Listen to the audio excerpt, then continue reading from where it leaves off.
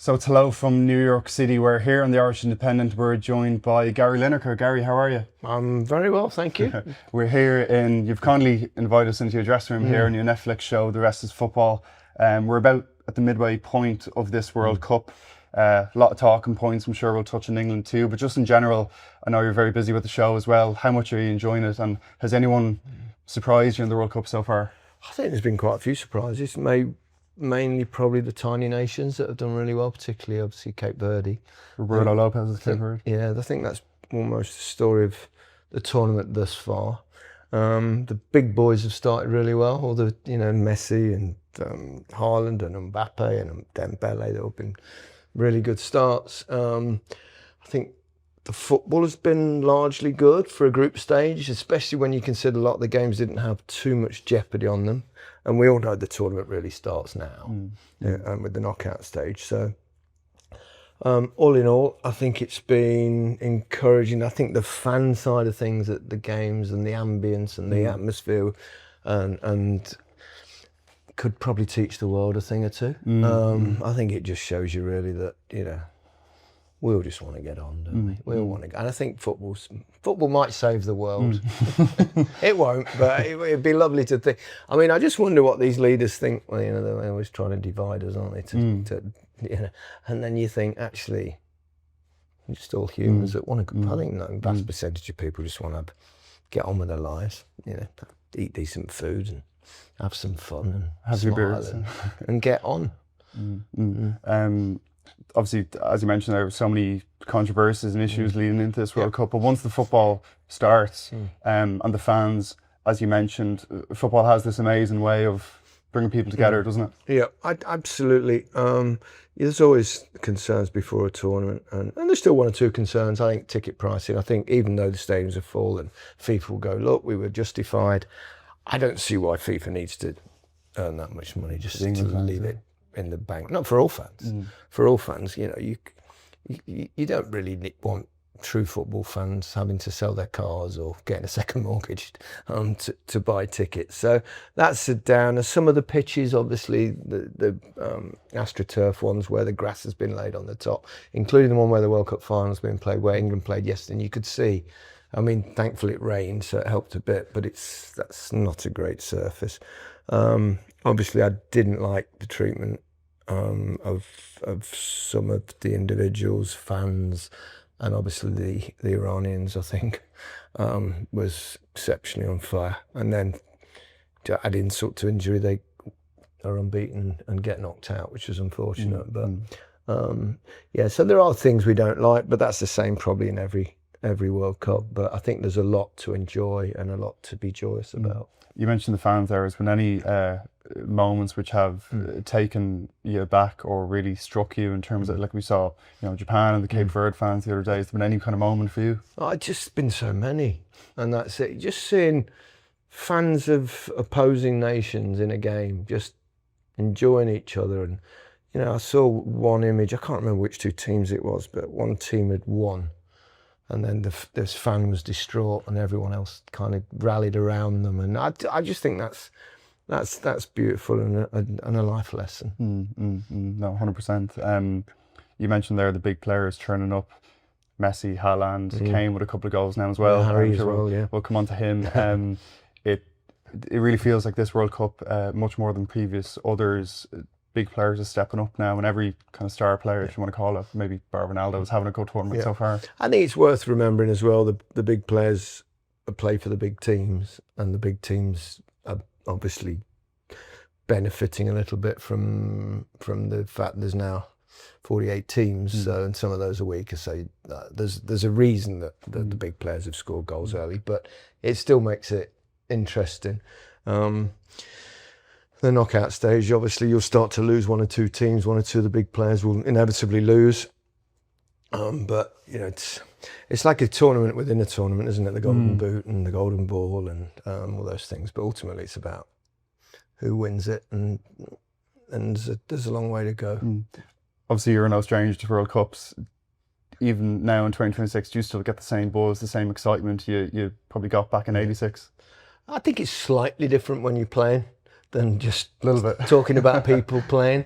It's much more relaxed doing this job than it was playing. But I mean, I love being part of the World Cup. I mean, I've either played in or broadcast in some form every World Cup since '86.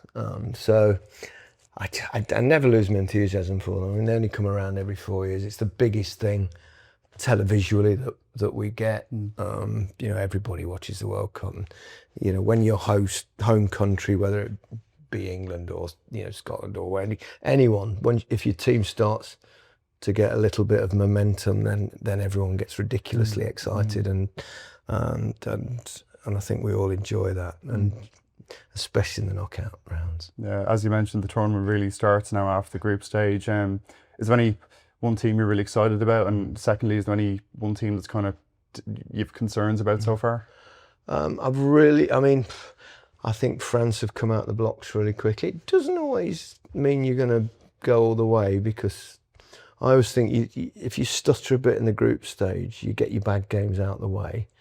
But they've been, I mean, the front four, and obviously with replacements as well, they've been electric. I think they're going to be really good to watch, because it looks like, you know, they do look a bit vulnerable on the counter attack in midfield and even at the back. But I think they'll go to outscore teams, which is exciting. Spain are the ones that have probably disappointed me a little bit. I think they've been unfortunate. Obviously, Lamine Yamal's only just coming back from injury. He's out for quite a while. Even for the greats, and he is a great, it takes him a while to feel it again. Nico Williams, big loss. He's now got injured as well. So I don't think we'll see him in this World Cup. So I've been a little bit disappointed with the way Spain have played. But again, if you're going to stutter, do it in the group stage where you know you're going to get through anyway. So, you know, they can get better. England, I've been okay with England. People, we've got this bizarre thing that we think we should just play brilliantly every minute of the game and win 5-0. It ain't. It's hard. World Cups are really, really hard. So, you know, we've got a chance, an outside chance. I'm worried about, you know, the 2 or 3 injuries all in the same position, but I think England have done all right. I think the story of the tournament, though, is so far, I don't think it will last, but so far has been Cape Verde. What they've done to be unbeaten was, I mean, extraordinary. Really, really good. I'll come on to England in a moment, but you mentioned Cape Verde there. Yeah. Dubliner Roberto Lopez at the heart of their success. I know you were chatting about him with the lads on the Netflix show last week. Just his backstory from 10 years ago, we part-time job in a bank, went full-time at Shamrock Rovers, and at the back end of last year, in the space of a month, he qualified for the World Cup, had his first child, and Shamrock Rovers won the league and won the cup. And now he's playing Messi in the last Messi. 32. Like, what have you made of him, and just Cape Verde's story? Yeah, I think his story's about to end, but when Messi gets hold of him. But no, I think it's those kind of stories in the World Cup are amazing. We did this story because he didn't respond, did he? Because it was in Portuguese, and then eventually he played for them. I think those sort of stories are lovely, and he's played really well. You've got to give him loads of credit. I mean, defensively they've been superb, and I think it's such a beautiful story, and a tiny nation. And I suppose it's all of Ireland cheering on 100%. Cape Verde. 100%. 100%. Ireland around here, so we adopted because you've got an Irishman in the team. Yeah. But just for Roberto Lopez, his family his wife and his family's rented a camper van. They're crisscrossing, travelling to all the group stage games, and his 8-month-old baby is here as well. Just an incredible achievement, and he's 34 now. It's a real statement just to never give up on your dreams, and something like this can happen. He's the first active League of Ireland player to play at a World Cup. Oh right, didn't know that. I think it's a beautiful story. That's part of the magic of the World Cup, and you don't need to win a World Cup to actually win a World Cup, if you know what I mean. Point to that. Yeah. So I think it's good. That's amazing. And now playing Messi, I mean, it's I'm sure it'll end there, but what a buzz that will be. Yeah, it's incredible. I think even the goalkeeper Vizinho is obviously the one that he's been superb as well, and His Instagram thing was quite fun as well. Does he have more followers than you now? Oh, I've not got that many followers on Instagram. Well, I've got 1.5 or something. But I think he went from 50,000. Now he's comfortably over 15 million. I mean, it's quite not. I mean, it's where we are in the world that we judge things on Instagram followers. It's a bit bizarre, but he's been brilliant. And then the fact his mother wasn't allowed in, and then she did come, and it's joyous. It's joyous. And I think he said, my dream is to play against Messi.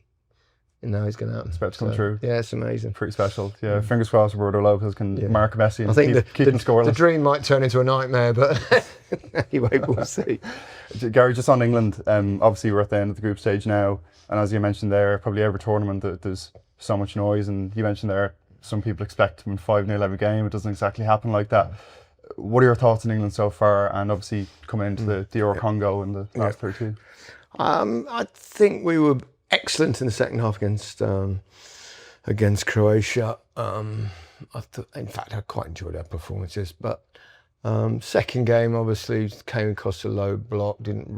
In those games, you need to get in front. If you don't get an early goal, they've got a lot to hang on to.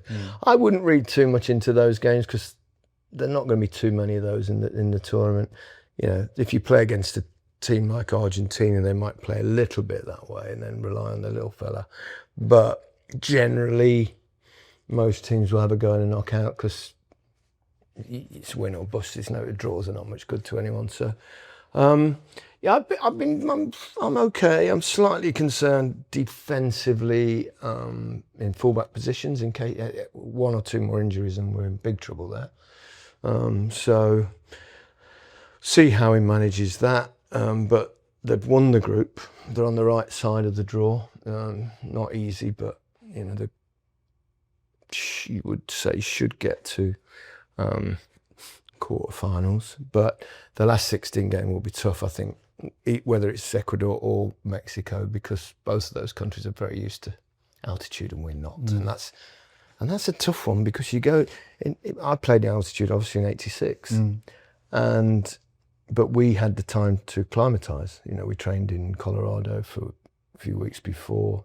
Again, it was difficult for us because we couldn't stay at altitude because our games were in Monterey, which was not altitude, and then it was extreme heat, 40 odd degrees centigrade every game, and then we had to go back up, but we'd done our acclimatisation, so it was difficult for us, but we didn't have to play against Mexico or even Ecuador because they've got a lot of altitude in their capital and stuff. So I think that's the tough one for me, and it'll be a big test. You play Mexico in Mexico City at altitude where they've been all through the tournament. That'll be hard, even though man for man we'd be miles better than them. But I've played up there, and it's not easy. Suffocating. Yeah. Harry Kane has surpassed your record. I think after the match against Panama, he sent you a little apology. He didn't. No apologies needed. No hard feelings, obviously. No, I've had it for 40 years. Because I was thinking it's 36 years, but no, I actually, when I got in Mexico, I got 6, so that took me ahead.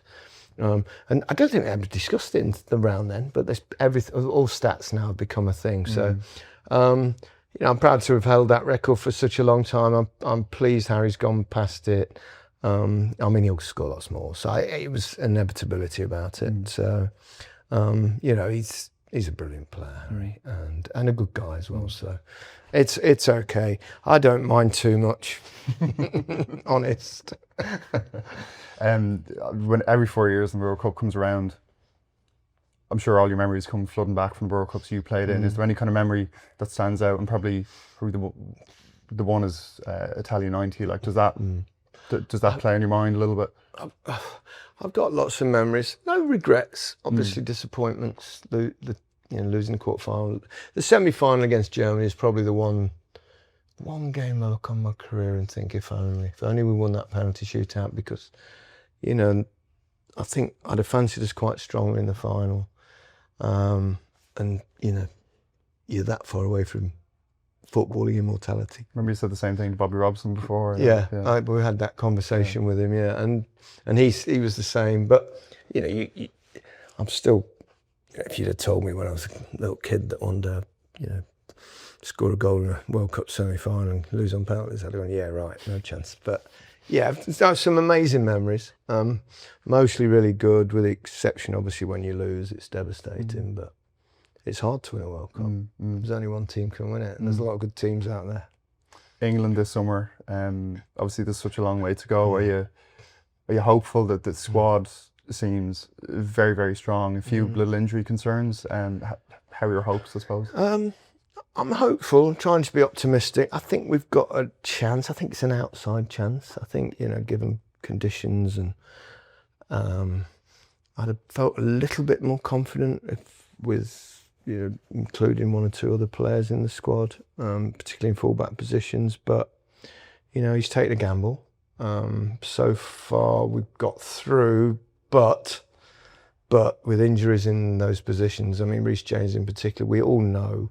I mean, even though he said in his conference, I mean, who saw that coming, he said, or no one saw that coming, he said. And I think we all did, because, Reece, brilliant though he is, has had some rotten luck with injuries. So that was a concern. He didn't pick Lewis Hall, which I thought was very odd.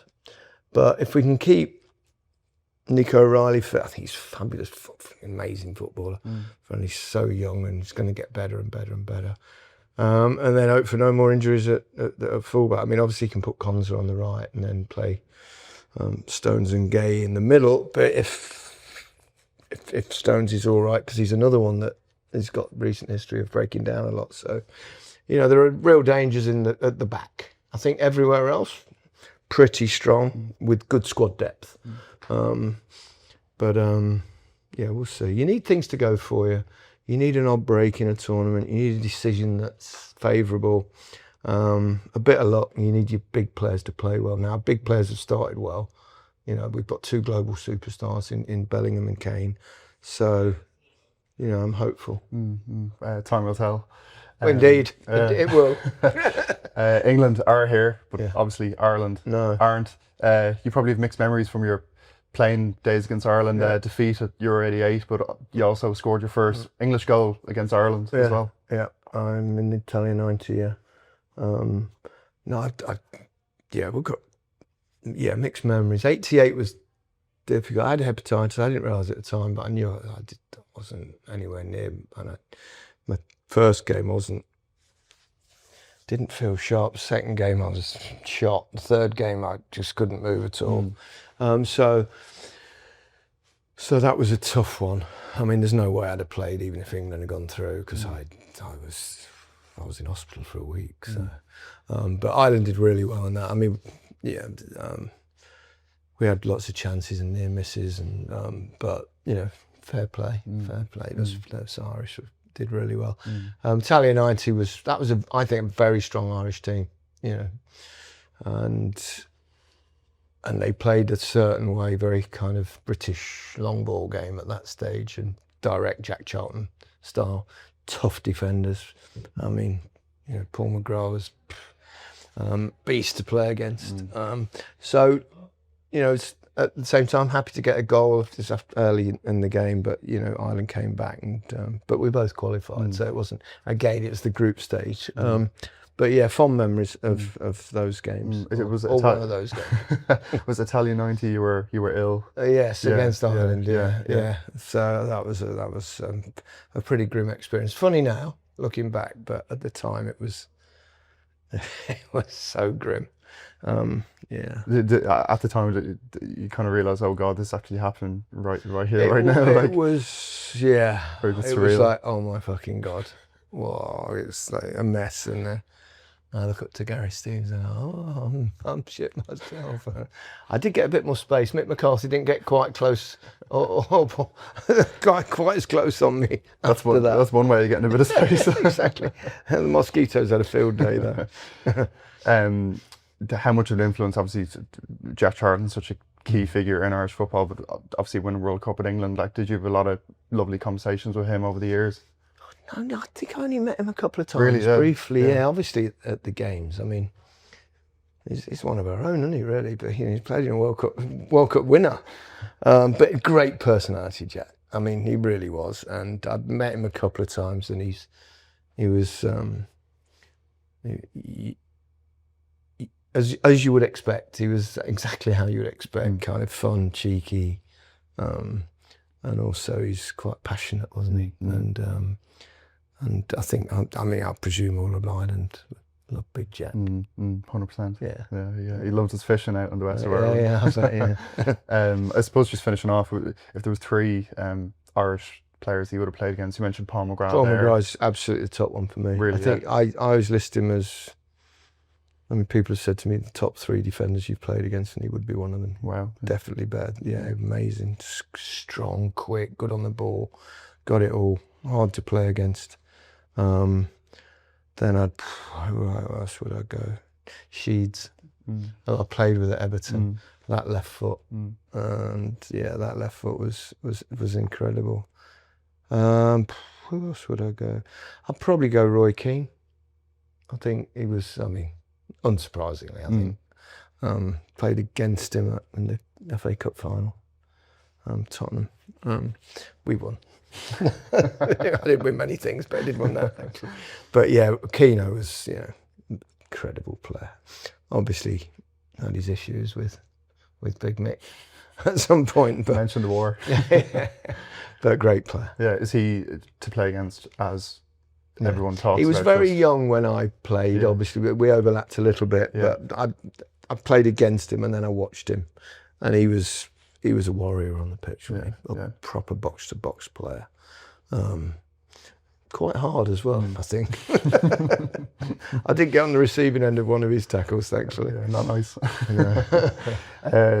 Gary, I know your whole focus is on England this World Cup, but just Ireland-wise, losing the playoff to Czechia last March, it's been, I was saying to the lads, I think I was 3 the last time Ireland were at a World Cup in 2002. Where, looking from afar, where do you see Ireland now? And obviously with Euro 2028 coming up. Yeah, I think you need to find a few young players. I mean, you've obviously produced some great players over the years, but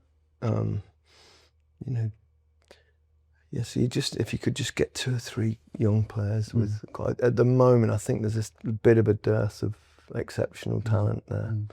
So it's going to be a struggle. I'm sorry to be the bearer of bad news, but you never know. You can learn from this World Cup if you're really well organised, and Cape Verde, the population of just over 500,000. So it shows that what you can do with togetherness, with spirit, with good organisation. And if you can just find a couple of stars. Troy Parrott's come to the fore recently, but Evan Ferguson's had his injury issues for the last 18 months. It's a shame that, because I really see something in him. But hopefully he can get himself fit, get a run of games, because there's a goal scorer in there. I can see it myself.